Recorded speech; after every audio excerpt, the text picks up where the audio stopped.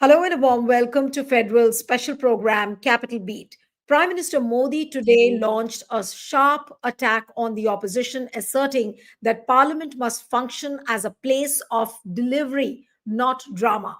Now, he was speaking to the reporters outside Parliament before the winter session began, and he accused the opposition parties of repeatedly disrupting the proceedings and turning the House into a warm up arena for elections or a platform to vent frustration after electoral losses. Now, referring to the recent Bihar Assembly elections, Modi said that some opposition parties were unable to accept their defeat.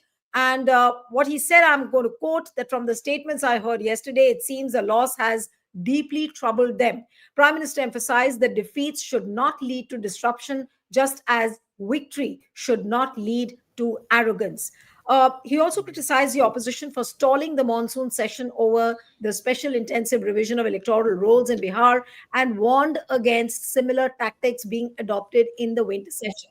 While the opposition has demanded discussion on the SIR exercise across the 9 states and 3 union territories, Modi urged the parties to approach the issue responsibly. What he said, and I'm going to quote, the game the opposition has been playing for the last 10 years is no longer acceptable to the people, he said, adding that he was ready to offer a few tips to them, bringing positivity into politics. Prime Minister also called for giving more opportunities to young MPs, noting that their ideas and experiences could enrich parliamentary debate and benefit the nation.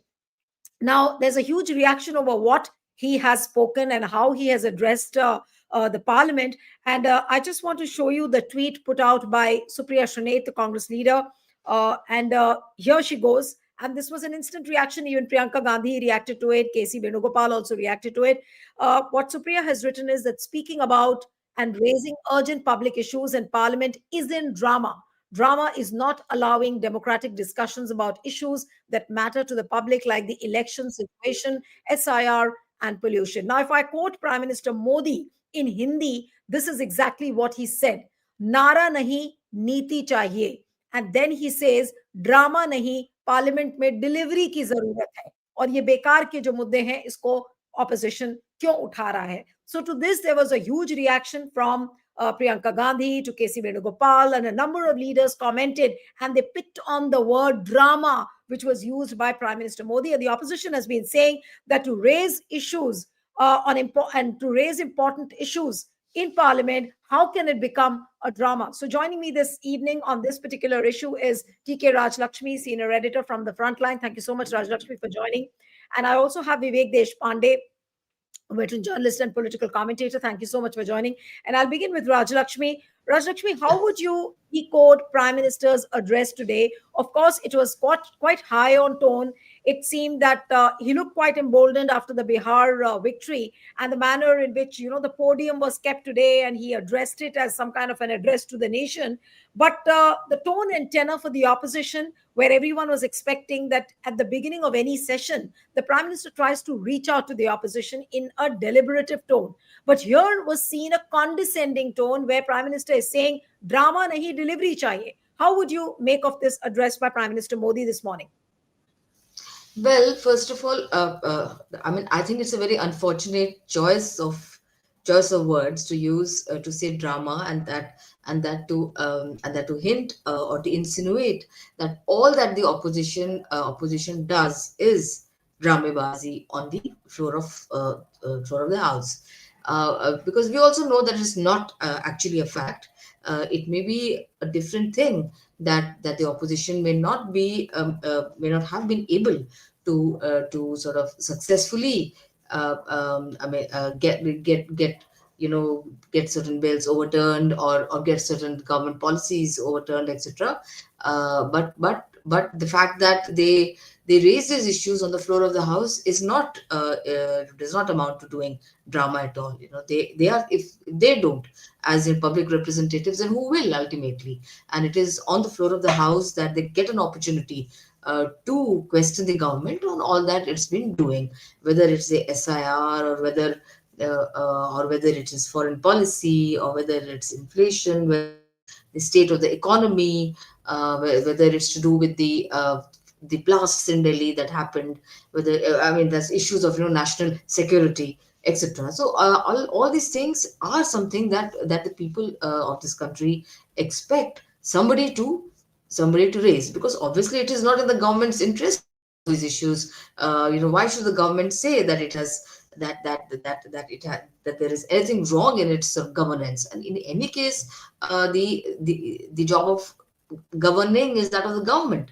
I mean, it is not of the opposition. I mean, they of course, where there are states where the opposition parties are in place and in power, there they govern. But at the center, which is what parliament is all about, and where accountability is asked of the central government on several issues, because they're all important portfolios are with the center.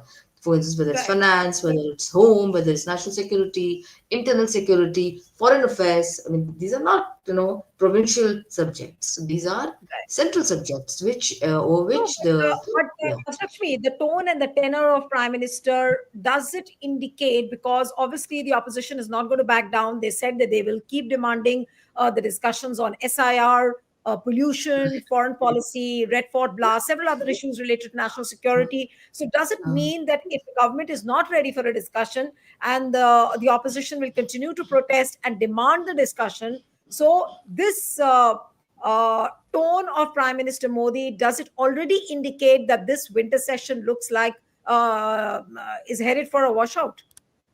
Well, this does indicate that it is a government which is more likely to be obstructionist, Right. rather than the opposition. It is not the opposition that is going to come in way of the discussion, but it is a government which is, by not allowing a discussion on these important issues. I mean, I don't see any reason why should they shy away from it. If they are very confident about what they have done, or in the in the past, or what they plan to do in the future, they should be able to defend their positions, and they should be able to defend their policies, whether it's to, I mean, I'm sure, I mean, there are so many things that the armed janta or the armed public, would also like to ask the government, but they are unable to do so, because there isn't any forum where there is any direct, Q&A that is possible with people's representatives. And it's only through this procedure of placing questions through parliament. There are several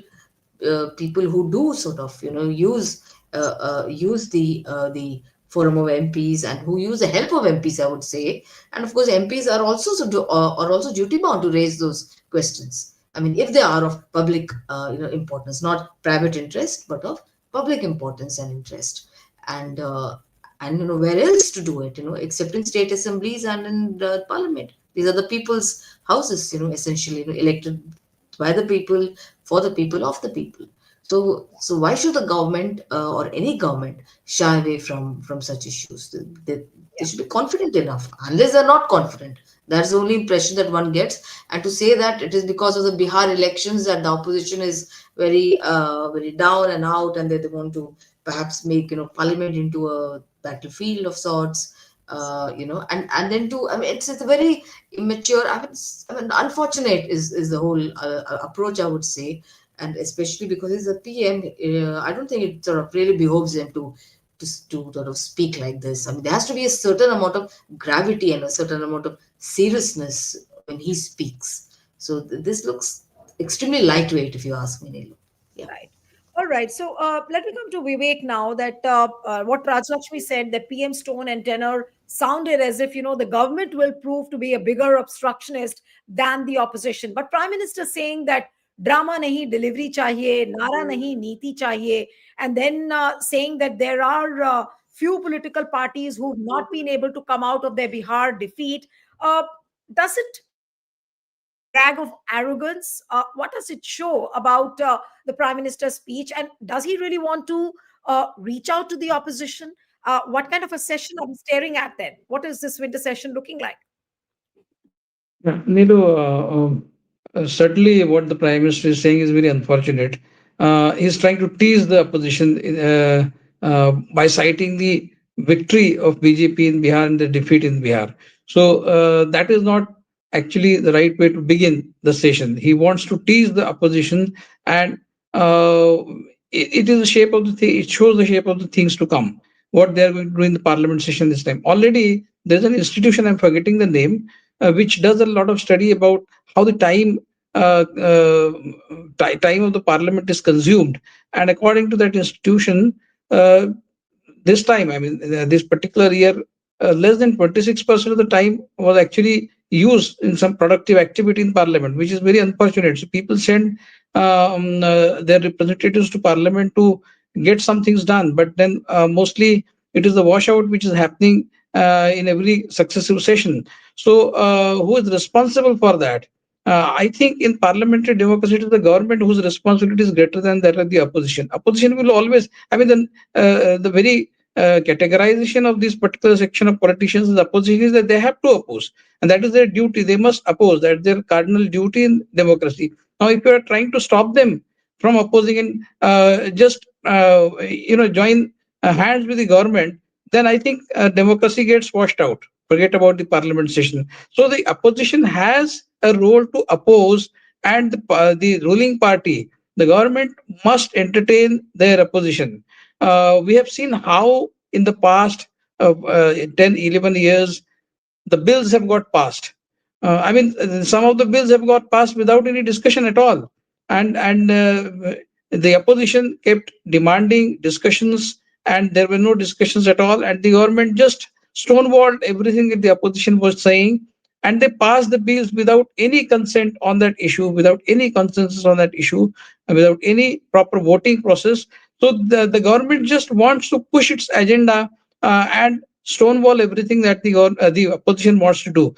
So clearly, the responsibility of the parliament getting dysfunctional, more and more dysfunctional, rests squarely with the government, and uh, the prime minister is not trying to address that. He doesn't want to, because that is the way the BJP wants to rule the country. They simply don't want any opposition, and the institution of parliament where opposition has to be allowed its time. Forget about in electoral arena, forget about in rest of the country. Outside the parliament, you might do anything to the opposition. You might put all the opposition leaders in jail, and whatever you want, you have been doing over the last 11 years. That's a different issue. But in parliament, you must allow the opposition to have its say. That is exactly where the things are going wrong, and that is exactly where the government is trying to kind of put the opposition down. And that's why I think whatever is happening in parliament, mostly it is the government which is responsible and not the opposition. Of course, the opposition must utilize this time very productively, try to force discussions on most of the issues rather than raising slogans and quitting the parliament midway, the session midway. That is something which the opposition must try to avoid, because that is exactly what the government wants. That is exactly what this government wants. They don't want the discussions to go on, and actually disruptions serve this government better than any qualitative discussion, because when the discussions happen in a very concerted, in a very cohesive manner, then it is the government which faces a lot of questions to which the government doesn't have any answers. So they want the parliament session to be disrupted, but they can always take the high moral ground, saying that the opposition doesn't want the session to go on, and they resort to disruptions and all. Vivek, if you look at Yeah. Prime Minister Modi's speech, he did urge the opposition that raise strong issues. That's what he said. That raise strong issues, come up with ideas. This is what he said in his speech.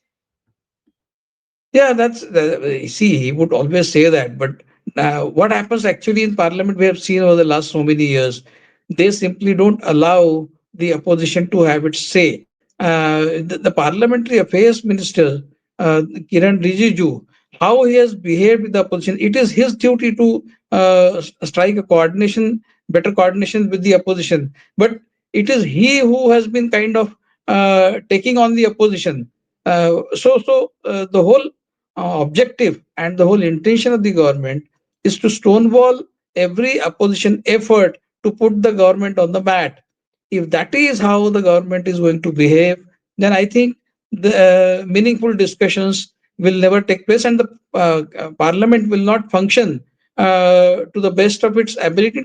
And will never be able to fulfill the aspirations of the people who want both opposition and government to carry out business in the allotted time, which doesn't seem to be happening anymore. So I think Prime Minister Narendra Modi should take a pause and think whether what he is saying and what he is doing is right, or is it going to help the parliamentary democracy at all. Forget about the democracy outside parliament. At least in parliament, if they allow the opposition to do something and say something, that will serve Indian democracy better. Yes, Nilu. Yeah. In fact, Prime Minister also said, Rajakshmi, and I'll come to you, that he tells the opposition people that they have turned the house into a warm up arena for elections. And then he also cautions that it should not become a platform to vent out frustration over the electoral losses. What is he exactly trying to say when he says that the opposition has been disrupting the proceedings, turning the House into a warm up arena for elections, or a platform to vent frustration after the electoral losses? Well, if raising questions on the floor of the House by opposition MPs is some kind of an electoral exercise, electoral exercise, or done to catch eyeballs of the people. I mean, I don't think the opposition has been very successful in that sense, but it is expected to raise questions, and in that But process, what is if Prime Minister Modi expecting the opposition to do? I'm not able to understand that. Maybe you can shed more light on it. yeah. That if the opposition is present in the House, in whatever numbers they are, smaller numbers, but what is Prime Minister expecting from the opposition? That should he say "Wah wah Modi" all the time, patting Modi ji's back, or BJP is eulogizing BJP all the time? What is expected? I mean, you would understand what Prime Minister is wanting to say in his address to the winter session, ahead of the winter session. So, what is he expecting out of the opposition?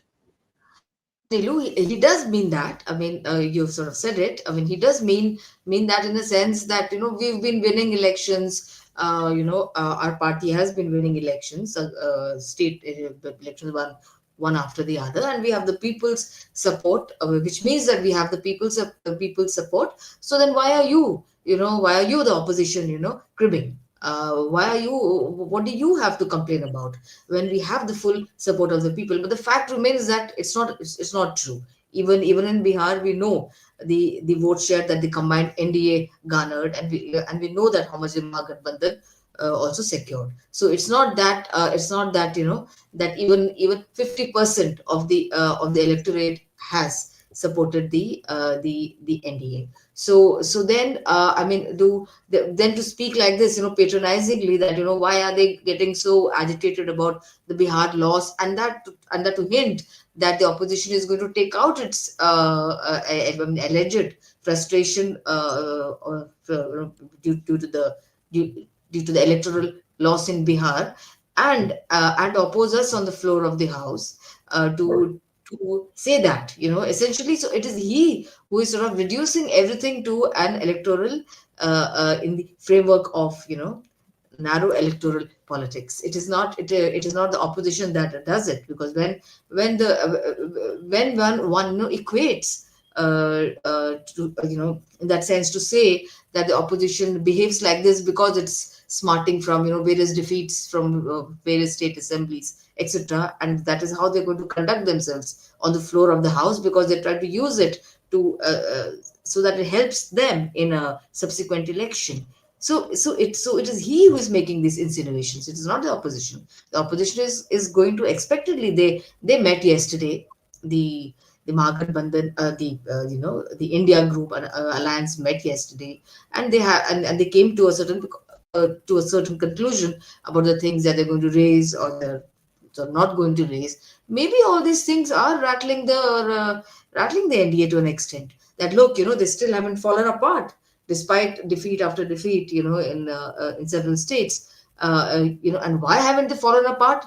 Because a significant section of the electorate still has voted uh, for the India alliance, may not with success, may not have catapulted them to power, but but it cannot be said that almost 50 or more percent, of the vote share has gone to the NDA. So almost 50% of the electorate is not with them. So I think somewhere there they do get rattled that the India alliance still has its act together, that it has not fallen apart, you know, despite all these setbacks that have come, and that they still stand for something and not just opportunist politics. Yeah. Right. Okay. So, Vivek, do you think that there will be a discussion on the SIR given the fact that BLOs, there are reports of BLOs dying almost on an everyday basis from all nooks and corners of the country? Now, this is such a serious issue which the opposition obviously wants a discussion, but we still are not sure whether government will agree for a discussion on SIR. Forget other issues, important, far more important issues like pollution and foreign policy, Red Fort blast, national security. All this is also there lined up. But the most important discussion, which is on the BLOs and the SIR, do you think that the government will really agree, given the fact that tomorrow also there is a hearing on SIR, and this hearing on SIR is running parallel almost, and it will run parallel to the winter session. So the government might as well just choose not to discuss this issue, saying that okay, we'll wait for whatever the Supreme Court has to say. Definitely, that is what the government has previously done as well. Whenever the issue is in Supreme Court, the government has said we can't discuss the issue because it is being discussed in Supreme Court. That is exactly what the government will do this time as well. It seems, going by its past record. So, what the opposition can do is they can smartly tweak the issue and say that we want to discuss the condition of the BLOs. Now, when you discuss the condition of the BLOs, if that is the subject, then in the wake of that subject, you can always discuss SIR. Though, I mean, if it is any hindrance in the way of Supreme Court hearing to discuss SIR directly in Parliament, you can discuss SIR in the context of the situation of the BLOs, what is happening to the BLOs. So the BLOs can be the subject, and in that context, you can always bring in the SIR issue, if not directly. So that is so the government, the opposition has to act very smartly and push their agenda in a you know how this government behaves, how it stonewalls. So you have to devise smart ways of putting the government on the mat. You cannot go by the conventional tools which are available in parliamentary debates and discussions. You have to kind of find out some ways where the government will be cornered, the government will be surprised that the opposition has taken another route to bring out the issues which it wants to discuss in parliament. So you have to do the things smartly when it comes to the Modi government, because fundamentally the Modi government, the BJP, doesn't believe in this kind of parity inside parliament between the government and opposition. Outside, fine. I mean, you can always rule with a heavy hand, the manner in which the BJP does. But inside the parliament, you cannot use that authoritative posturing to put the opposition down. And in this particular parliament, the opposition is very lucky that it has very good sizable number. It's not the case as in Bihar Assembly or in Haryana or Maharashtra, where the situation is completely lopsided in favor of the government. Here, the opposition is present in a very sizable number, and it must take advantage of its strength in parliament to corner Modi government and not get disturbed by what Prime Minister is saying. His attempt is to make the opposition nervous with his statements, and that is the last thing that the opposition should get into. It must get its act together. There must be Right. a greater floor coordination among all the opposition parties, and they must do everything to bring the government round to discussing issues in parliament. The responsibility is also theirs, and for that they have to make some tactful changes in their strategies within parliament. Nilu. Right. Okay, so today the winter session has just started. almost 15 sittings are there. So let's see whether a discussion on SIR, an important issue like SIR, actually takes place or not. Will the government agree? Is something to watch out for. Can the opposition really press upon the government to have a discussion on an important issue like SIR? That's also something to watch out for. We'll have to end it here. Thank you so much, TK Rajlakshmi, Vivek Deshpande. Thank you very much for joining.